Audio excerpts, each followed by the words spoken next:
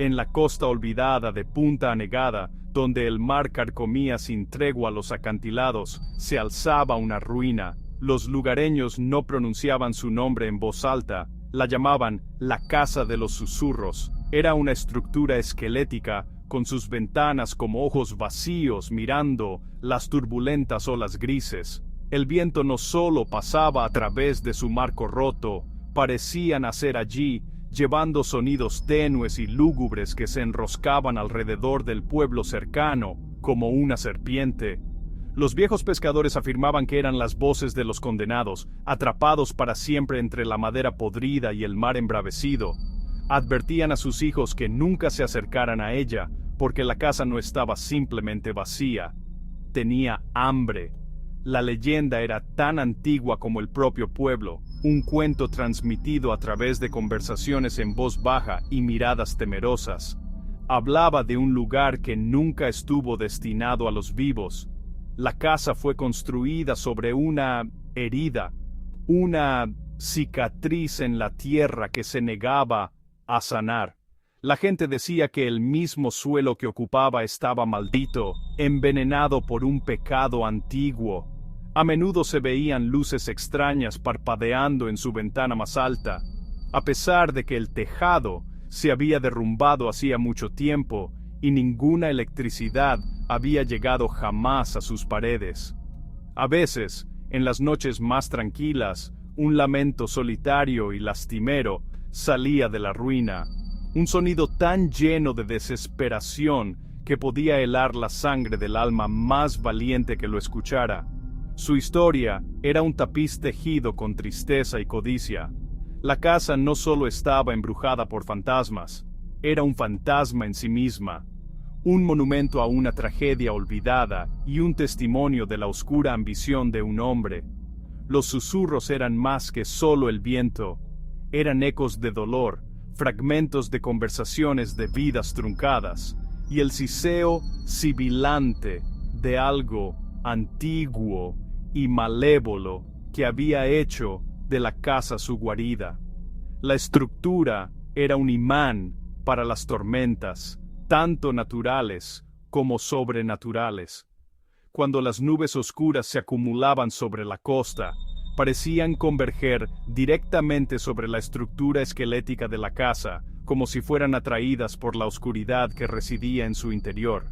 Los aldeanos aprendieron a vivir con la ominosa presencia en su horizonte.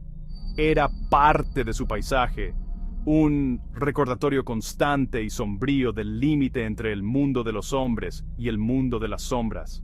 Sabían que la casa era un portal, una puerta a un lugar del que no había regreso.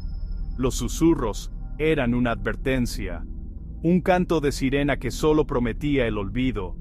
Aventurarse cerca de la casa de los susurros era ofrecerse al abismo, convertirse en otra voz en su lúgubre y eterno coro. La casa permanecía, paciente y esperando, sabiendo que la curiosidad era un señuelo poderoso y que finalmente alguien vendría a escuchar. Mucho antes de que se colocara la primera piedra de la casa, el acantilado era tierra sagrada. Era un lugar de entierro para el pueblo taíno, un lugar donde ponían a sus antepasados a descansar de cara al sol naciente y al mar eterno. Creían que los espíritus de sus muertos velaban por la costa, su presencia una fuerza suave y protectora. El aire estaba lleno de paz, y la tierra era considerada un santuario, un puente entre los reinos físico y espiritual. Durante generaciones, el sitio permaneció intacto, un lugar de reverencia y tranquila contemplación, donde los únicos sonidos eran las olas, el viento y los cantos de los vivos honrando a los muertos. Era un lugar de armonía. Esta paz fue destrozada a finales del siglo XIX con la llegada de un hombre llamado Elias Thorne. Era un industrialista rico de una tierra lejana, un hombre con ojos fríos y un corazón consumido por el hambre de poder. No le importaban las costumbres locales ni los lugares sagrados. Vio el acantilado solo por su vista dramática y su aislamiento, Ignorando las súplicas y advertencias de la gente local, ordenó que se despejara el cementerio indígena. Los huesos de los ancestros fueron desenterrados y desechados sin ceremonia, su último lugar de descanso profanado para dar paso a la fundación de su gran mansión. El acto fue una profunda violación, un pecado imperdonable contra la tierra y sus espíritus. Elías no era solo un hombre cruel, era un estudiante de las artes oscuras. Había elegido esta ubicación deliberadamente, creyendo que el suelo profanado, repleto de espíritus agitados, amplificaría su poder. En el sótano más profundo de su casa recién construida, grabó símbolos intrincados en el suelo de piedra y realizó rituales prohibidos. Buscó aprovechar la energía de las almas desplazadas para comandarlas y doblegarlas a su voluntad.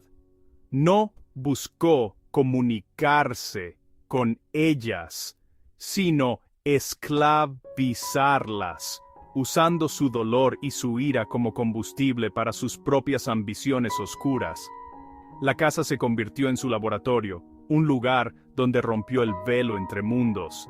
Pero el poder que Elías buscaba controlar era mucho más antiguo y malévolo que los espíritus de los Taino. En su arrogancia, no invocó a los muertos. Abrió una puerta a algo completamente diferente. Una entidad primal, atraída por el sufrimiento y la profanación, se deslizó a través de la grieta que había creado. Se aferró a la casa, alimentándose de la tristeza de las tumbas perturbadas y de la oscuridad en el alma de Elías.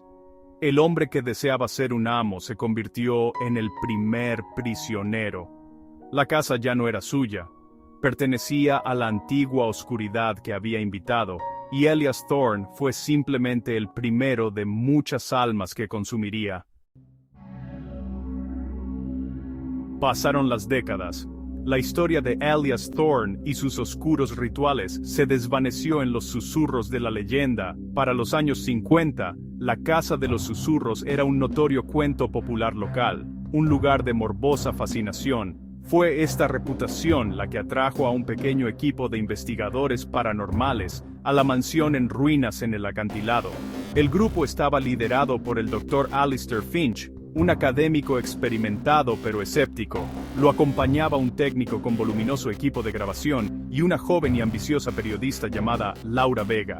Laura vio esto como su oportunidad de escribir una historia que la haría famosa, de capturar la verdad detrás de la leyenda de la Casa de los Susurros.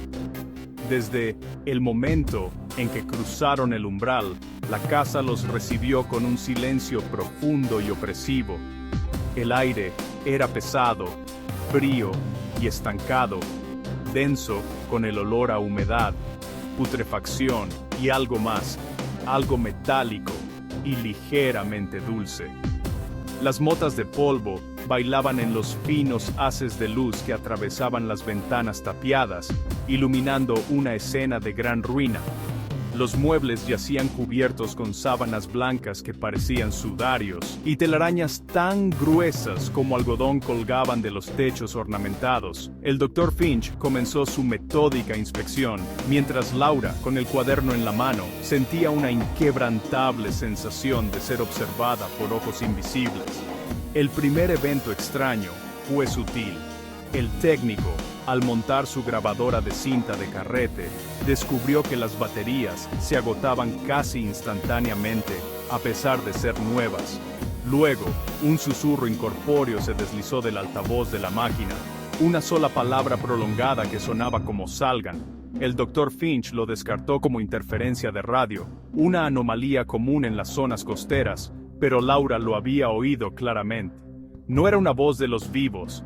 Era fría y antigua, llena de un odio profundo y resonante que le erizó los pelos de los brazos. Lo anotó, con la mano ligeramente temblorosa, a medida que el anochecer comenzaba a caer, pintando el cielo, en tonos de morado magullado y naranja. La casa se volvió más audaz. Una puerta al final del largo pasillo se cerró de golpe con un estruendo ensordecedor, aunque no había viento que la moviera. Pasos, resonaron desde el piso de arriba, pesados y deliberados, caminando de un lado a otro. Laura y el técnico intercambiaron una mirada nerviosa, pero el Dr. Finch, siempre el racionalista, fue a investigar, gritando que probablemente era solo la vieja estructura asentándose. Laura sabía mejor. Este no era el sonido de una casa asentándose, era el sonido de un depredador, rodeando a su presa, esperando el momento perfecto para atacar. En el momento en que el Dr. Finch subió la gran escalera para investigar los pasos, la casa selló su trampa. La pesada puerta principal de roble, que habían dejado abierta, se cerró de golpe con una fuerza que sacudió todo el edificio. El sonido no era de madera golpeando madera, sino de una tumba siendo sellada. La cerradura giró con una serie de clics metálicos y fuertes. Estaban atrapados. El pánico comenzó a apoderarse de ellos, mientras el técnico corría hacia la puerta, tirando y empujando contra ella con todas sus fuerzas. No se movía. Era como si la puerta se hubiera fusionado con el marco, convirtiéndose en una sola pieza sólida de madera y piedra. De repente, los susurros comenzaron. Ya no eran débiles o distantes, estaban por todas partes. Brotaron de las paredes, del suelo, del techo. Cientos de voces, superpuestas en una cacofonía de dolor, miedo y rabia. Laura pudo distinguir fragmentos de frases, súplicas de ayuda, gritos de agonía y los gruñidos guturales de algo inhumano. El aire mismo vibraba con el sonido, presionándolos, tratando de destrozar su cordura. El técnico se cubrió los oídos, su rostro pálido de terror, pero las voces estaban ahora dentro de sus cabezas. No había escapatoria, la casa estaba viva y les hablaba en el lenguaje de los condenados. Entonces comenzaron las manifestaciones físicas. Un líquido oscuro y viscoso comenzó a resumar de las grietas en las paredes de yeso, escurriéndose como lágrimas negras y espesas. La temperatura bajó drásticamente, y su aliento se empañó en el aire como si fuera pleno invierno. Las sombras en las esquinas de la habitación parecían profundizarse, a retorcerse y estirarse como si fueran seres vivos. Laura observó horrorizada cómo la sombra de una lámpara de araña colgante se alargaba y se retorcía en el suelo, formando la silueta de un hombre ahorcado. La casa no solo les mostraba sus fantasmas, estaba usando sus propios miedos para atormentarlos, alimentándose de su creciente pánico. Desde lo alto de las escaleras, un grito de puro terror resonó, seguido de un golpe nauseabundo. Era el Dr. Finch. Los pasos de arriba se habían detenido. Un silencio escalofriante se apoderó de la casa, más aterrador que la cacofonía de susurros. La entidad ya no estaba jugando, había cobrado su primera víctima. Laura y el técnico se quedaron paralizados al pie de la escalera, mirando la oscuridad impenetrable. Sabían que lo que le había pasado al doctor también les esperaba a ellos. La casa era un monstruo vivo y que respiraba, y los estaba digiriendo lenta y deliberadamente. Atrapada en la oscuridad asfixiante, con el recuerdo del grito del Dr. Finch flotando en el aire, Laura sintió una extraña calma apoderarse de su desesperación. Esto ya no era solo una historia que escribir, era una batalla que librar. Mientras el técnico se desplomaba en el suelo, paralizado por el miedo, los instintos periodísticos de Laura dieron paso a un impulso primordial de sobrevivir. Recordó las leyendas que le habían contado los viejos aldeanos, historias que el Dr. Finch había descartado como mera superstición.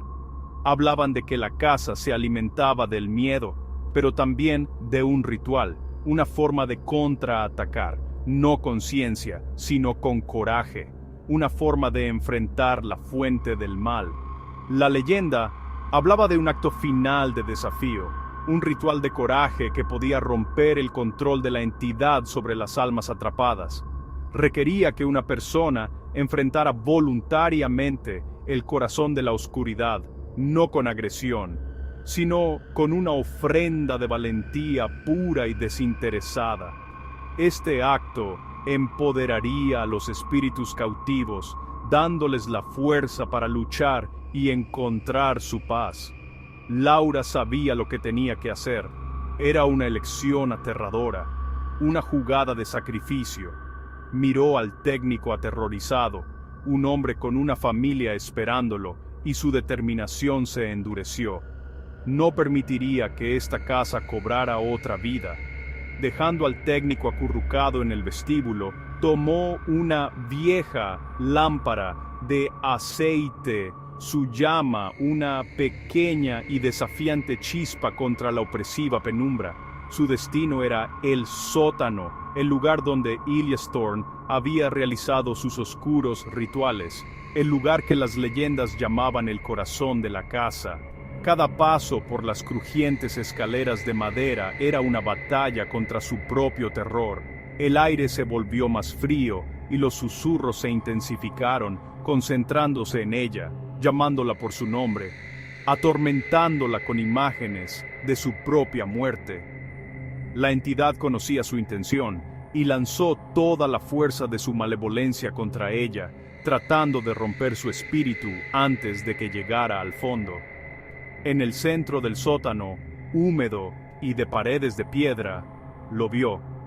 El círculo ritual tallado en el suelo por Elias Thorne brillaba con una luz verde pálida y enfermiza. Era una herida en la tierra, una boca abierta de oscuridad. De su centro, una forma sombría comenzó a cobrar cuerpo.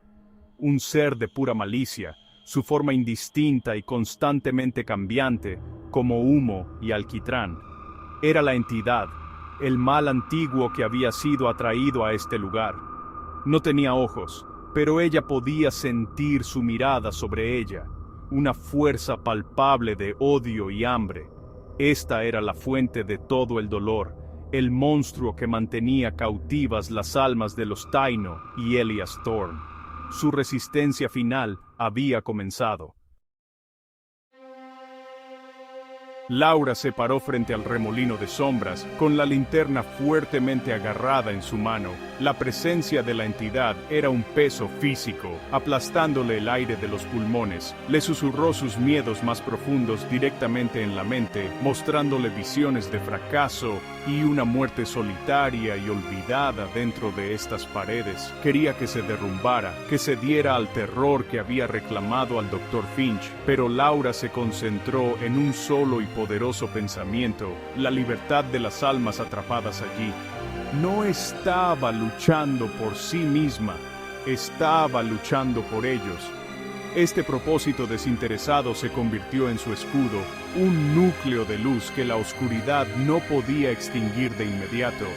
Cerrando los ojos, comenzó el ritual tal como lo describía la leyenda. No era un cántico ni un conjuro, era una ofrenda silenciosa. Vertió todo su coraje, su empatía por los espíritus atrapados y su desafío contra la entidad en un único y concentrado punto de voluntad. No luchó contra la oscuridad con ira, sino con un profundo sentido de paz y sacrificio. Ofreció su propia fuerza vital, no como una víctima, sino como una llave dispuesta a abrir la prisión. Visualizó los espíritus de los Taino, no como fantasmas vengativos, sino como los ancestros pacíficos que alguna vez fueron, y los llamó, ofreciéndoles un camino hacia la libertad a través de su propia valentía. La entidad chilló, un sonido que era tanto físico como psíquico. Retrocedió cuando el acto de puro coraje de Laura se convirtió en un faro de luz blanca brillante. La luz brotó de ella, empujando hacia atrás las sombras opresivas.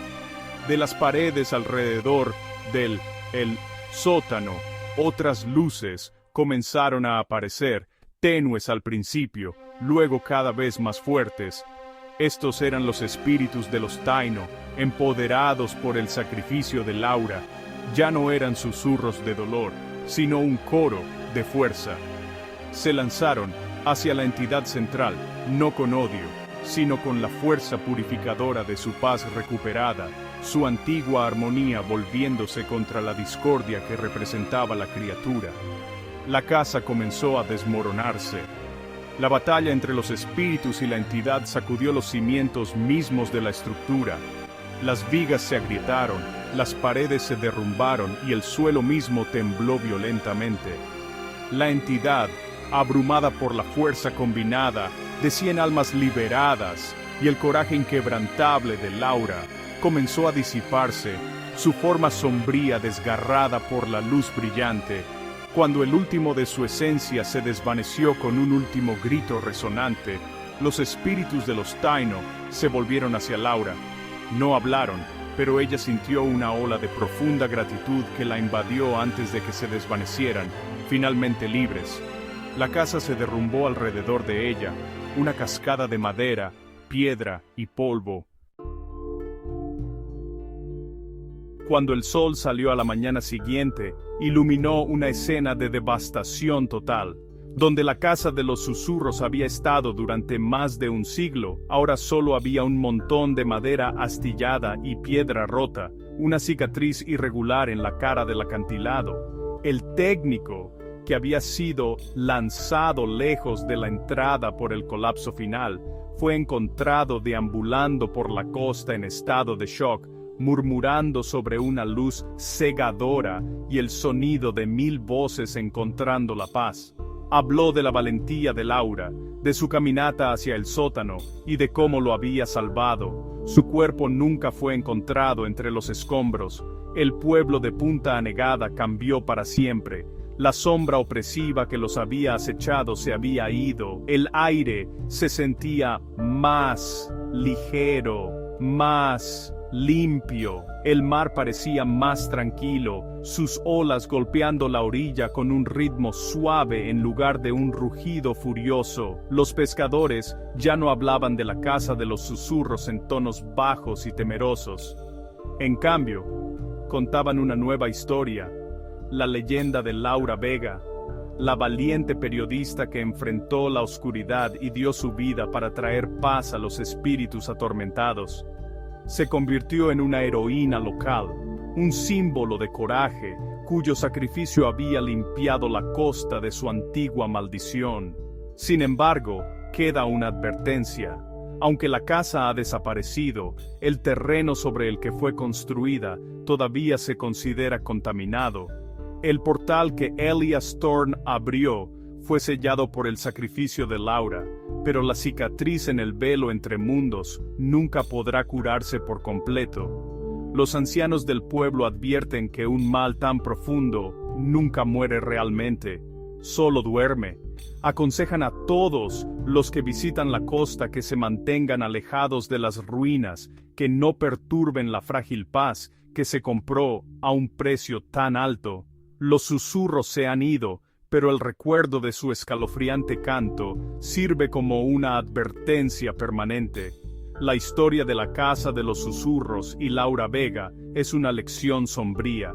Enseña que algunos lugares es mejor dejarlos en paz y que la ambición por el poder prohibido tiene un costo terrible.